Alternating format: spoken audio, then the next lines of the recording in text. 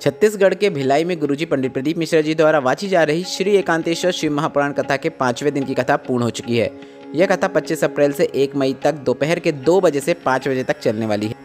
वैशाख का महीना चल रहा है और इस वीडियो के अंत में हम आपको गुरुजी पंडित प्रदीप मिश्रा जी को बताया वैशाख माह का मनोकामना पूर्ति उपाय बता रहे हैं, जो कि सिर्फ और सिर्फ वैशाख के महीने में करना है। यह उपाय हम आपको इसी वीडियो के अंत में करके दिखाने वाले हैं, इसलिए आप वीडियो को अंत तक जरूर देखिएगा। आज की कथा में गुरुजी ने कुल 12 उपाय, पत्र और उपयोगी जानकारी दी है। सभी की जानकारी हम आपको इस वीडियो के माध्यम से दे देंगे। अगर आपने आज की कथा नहीं सुनी है तो पूरी कथा का रास्ता तो आपको इस छोटे से वीडियो से प्राप्त होने वाला है। कल के वीडियो में मैंने आपसे एक प्रश्न किया था कि इनमें से कौन माता पार्वती का रूप नहीं है, तो जिसका सही उत्तर है रुक्मणी, क्योंकि रुक्मणी माता लक्ष्मी का रूप है। और आज के वीडियो का प्रश्न आपकी स्क्रीन में भी दिख रहा है कि इनमें से कौन गणेश की संतान नहीं है, भगवान गणेश की संतान इनमें से कौन नहीं है। आपके ऑप्शन इस प्रकार हैं: शुभ, लाभ, संतोषी और देव। आप इस प्रश्न का उत्तर अभी कमेंट के जरिए हमें भेज सकते हैं। इसका उत्तर भी हम आपको अगले वीडियो में दे देंगे। बढ़ते हैं आज की कथा की पहली जानकारी की ओर। गुरुजी ने कहा 2 तरह के जहर होते हैं, एक जहर मुख से पिया जाता है और एक जहर कान से पिया जाता है। जो जहर मुख से पिया जाता है उसको पीकर इंसान तुरंत मर जाता है, और जो जहर कान से पिया जाता है उस जहर को पीने से व्यक्ति रोज मरता है। कोई अपशब्द आपको दे रहा है, कोई आपको गलत ताने मारने की कोशिश कर रहा है, तो आपको वहाँ से दूर हट जाना है। आपको उनको उत्तर नहीं देना चाहिए। आपको ताने देने पर, अपशब्द कहने पर वहाँ से हटने का ही प्रयास करना चाहिए। आपको अपने अंदर भक्ति का बैलेंस बना कर रखना चाहिए। बढ़ते हैं आज की कथा की दूसरी जानकारी की ओर। गुरुजी ने सभी से निवेदन किया कि शिव महापुराण में कभी भी भीड़ बढ़ाने के लिए मत आ जाना। जबकि आप शिव महापुराण कथा में आना चाहते हैं तो शिव महापुराण कथा में आप भक्ति बढ़ाने के लिए आएँ, मंत्र जाप बढ़ाने के लिए आएँ, भगवान का स्मरण बढ़ाने के लिए आएँ। बढ़ते हैं आज की कथा की तीसरी जानकारी की ओर। गुरुजी ने बताया भोजन की पंगत छूट जाए चलेगा, पर अच्छे लोगों की संगत नहीं छूटना चाहिए। अच्छे लोगों की संगत कर लो, जो रोज मंदिर जा रहा है, जो भगवान की संगत में है, जो भगवान के मंत्र जाप में है, जो भगवान के भजन में है, ऐसे लोगों की संगत करना चाहिए। बढ़ते हैं आज की कथा की चौथी जानकारी की ओर। खरगोन एमपी की एक महिला ने गुरुजी को पत्र कोबरेश्वर धाम में पोस्ट ऑफिस के द्वारा भेजा, जिसमें उन्होंने लिखा कि गुरुजी हम आपका धन्यवाद करना चाहेंगे। इतनी तकलीफ में ज़िंदगी थी कि पति रोज़ मदिरा पीकर आते थे, परेशान करते थे, गलत कर्म करते थे, मारते थे, लड़ाई करते थे और जीवन में बहुत कष्ट था। मैंने भी सोच लिया था कि अगले ही दिन मर जाऊंगी, और मैंने मरने का पूरा सोच लिया था, और मरने से पहले मैंने एक मैसेज लिखने की सोची थी। पर मैं मैसेज लिख ही रही थी, इतने में सीहोर वाले महाराज की एक क्लिप आ गई। मैंने वह क्लिप देखी जिसमें गुरुजी ने कहा था कि मैं क्यों मरूं, मैं तो उनकी छाती पे ही मूंग दलूंगी। इसके बाद मैंने भी सोच लिया मैं भी मरूंगी नहीं। इसके बाद मैंने आपकी कथा सुनने लगी, शिवालय जाने लगी, और बाबा की कृपा से मेरे पति की भी मदिरा छूट गई है और अब वे गलत कर्मों में भी नहीं है। उसी का आभार व्यक्त करने के लिए यह पत्र आपको लिख रही हूँ। बढ़ते हैं आज की कथा की 5वीं जानकारी की ओर। ज्योति तामरकर जी पत्र लेकर आई, जिसमें उन्होंने लिखा गुरुजी गुड मॉर्निंग और गुड नाइट का ट्रेंड बहुत चल गया। खराब ट्रेंड की वजह से हमारे क्षेत्र के लोग मांसाहार और व्यसन में इतने डूबे हुए थे, पर अब वे शिव महापुराण जब से सुनने लगे हैं तब से वे मांसाहार और व्यसन से दूर हो चुके हैं। उसी का आभार व्यक्त करने के लिए हम यह पत्र लिख रहे हैं। बढ़ते हैं आज की कथा की 6वीं जानकारी की ओर।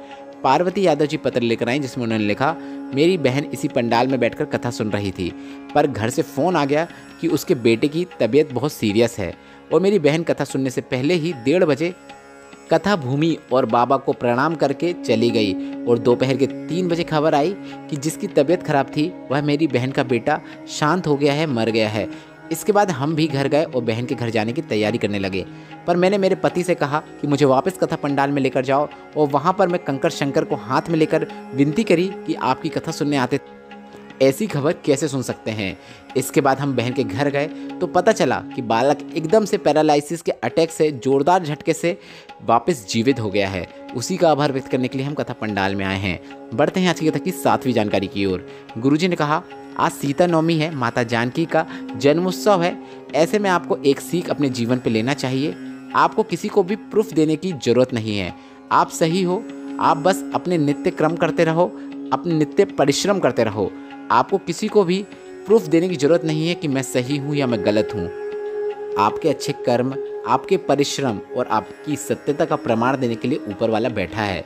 बढ़ते हैं आज की कथा की 8वीं जानकारी की ओर। गुरुजी ने कहा जब गर्भ में बच्चा रहता है उस समय आपको कभी भी किसी की निंदा नहीं करना चाहिए, ना ही कभी भी किसी की आपको निंदा सुनना चाहिए। और आपको भूलकर भी शंकर की निंदा नहीं सुनना चाहिए, ना ही शंकर की निंदा करना चाहिए। शिव महापुराण कथा में तो यहाँ तक लिखा है कि आपको शिव भक्त की भी ना ही निंदा करना चाहिए, ना ही निंदा सुनना चाहिए। बढ़ते हैं आज की कथा की 10वीं जानकारी की ओर। गुरुजी ने ताड़का के बारे में बताते हुए कहा, ताड़का एक यक्ष की बेटी थी। यक्ष भी साधारण नहीं था।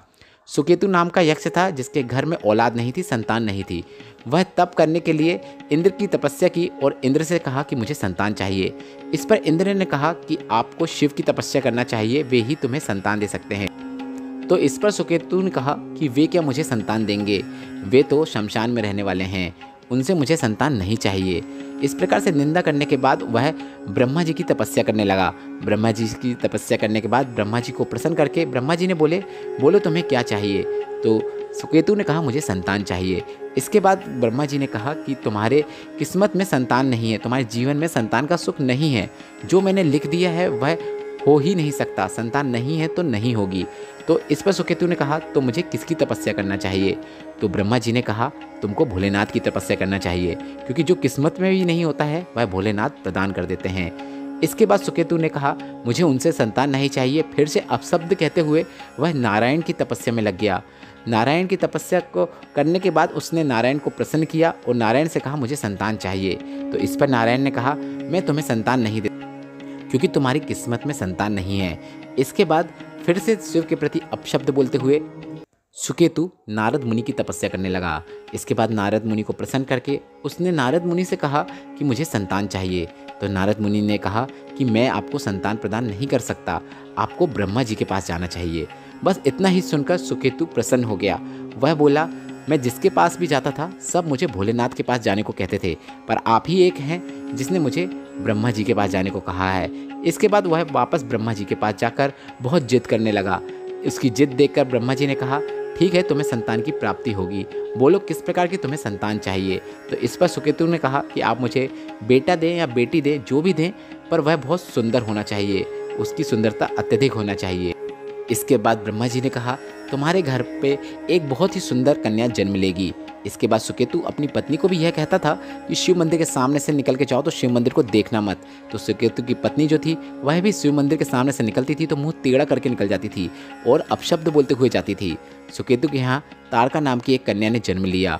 बेटी बड़ी हुई और उसे गर्भ से जो ज्ञान मिला था वह उसके जीवन में भी आया, मतलब वह शिव से नफरत करने लगी।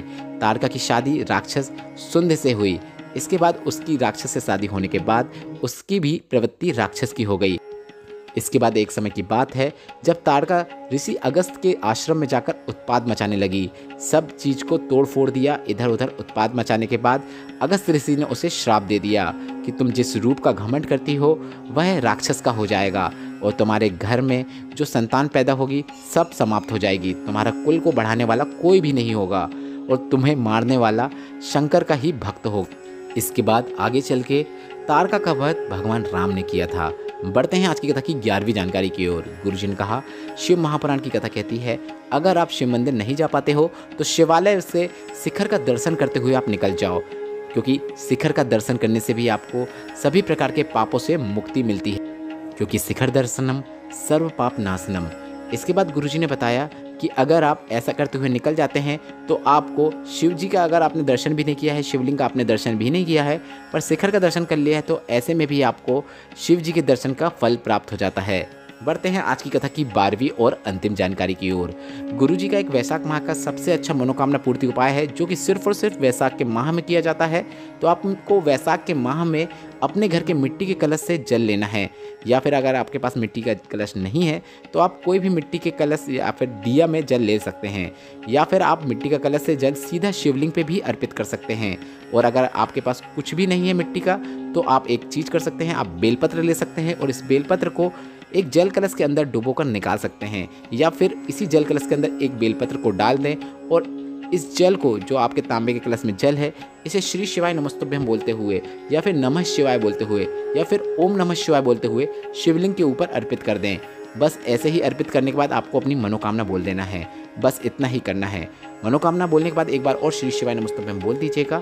बस इतना ही करके आप महादेव को शीघ्र अतिशीघ्र प्रसन्न कर सकते हैं और अपनी मनोकामना महादेव तक पहुंचा सकते हैं, जिसे महादेव शीघ्र अतिशीघ्र जरूर पूरी कर देते हैं। आज की कथा आपको कैसी लगी और वीडियो उपयोगी लगा हो तो वीडियो को लाइक करके कमेंट बॉक्स में हर हर महादेव टाइप करना मत भूलिएगा। श्री शिवाय नमस्तुभ्यम। हर हर महादेव।